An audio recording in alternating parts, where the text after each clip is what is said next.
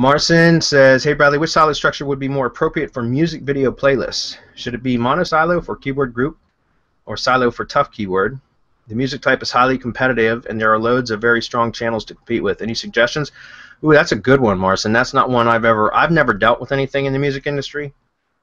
So to be honest with you, I would just be giving you a wild ass guess right now.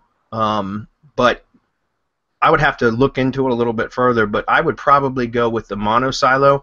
And anybody that doesn't know what we're talking about, go check out YouTube Silo Academy if you don't know what we're talking about. But for monosilo, that's where you link from one video to the next, to the next, to the next, and then at the end of the chain in the playlist, you link back up to the first video, and then you also always link up to the playlist. And that's probably how I would do it without any additional data, is what I'm saying. If I were to look at how you were trying to silo or group the keywords or the videos, it might change my wild ass guess. It might change my recommendation to you. But just with very, very little data here, probably a monosilo would work really well for something like that. But again, I can't swear to that without knowing more. Anybody else want to comment on that one?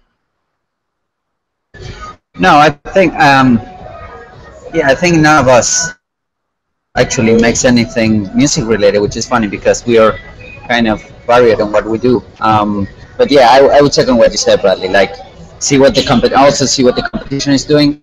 I would still monosilo the entire thing. And when you're doing, I pasted the link of YouTube Silo Academy. It's only $7, so you can check it out. But when you're doing pretty much any kind of channel, you need to treat your channel as you would do your website.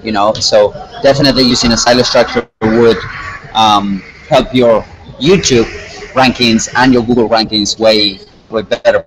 But we will probably need to see what's going on in the music industry, which is a big industry, by the way.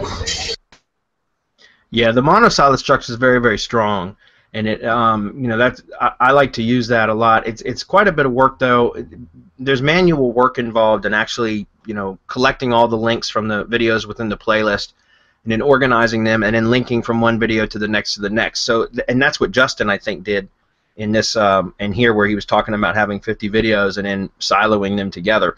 And so if I'm doing a lot of videos, because of efficiency reasons, I won't do a monosilo.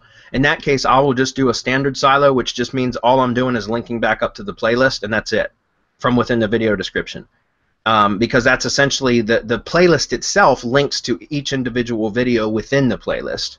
But then within the individual videos, I put a link back up to the playlist, right? So it's essentially linking back to the top of the silo. And so when I'm doing a whole lot of videos in a silo, then that's the route that I go, is the simple silo method, because it's so much faster to set up, because essentially it's just a playlist link that goes into the video description. It's not a unique link. I mean, it's the same link in every video description in that entire playlist.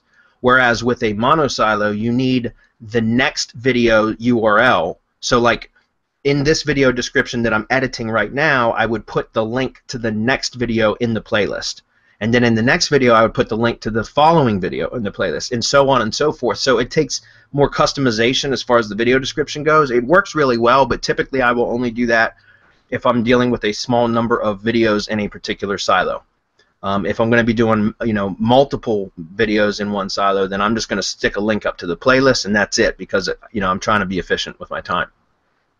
So also test it. If you wanted to, Marcin, I would recommend setting up 2 different playlists, with maybe 2 different music groups or music genres or whatever, and testing and trying one with a monosilo, one without, and see what kind of results you can get. Because if again, that's how we figure out what works, and it's going to be different for every industry, for every keyword. It really is. You need to just play around with the multiple methods that are available to you to determine which ones are going to give you the best results.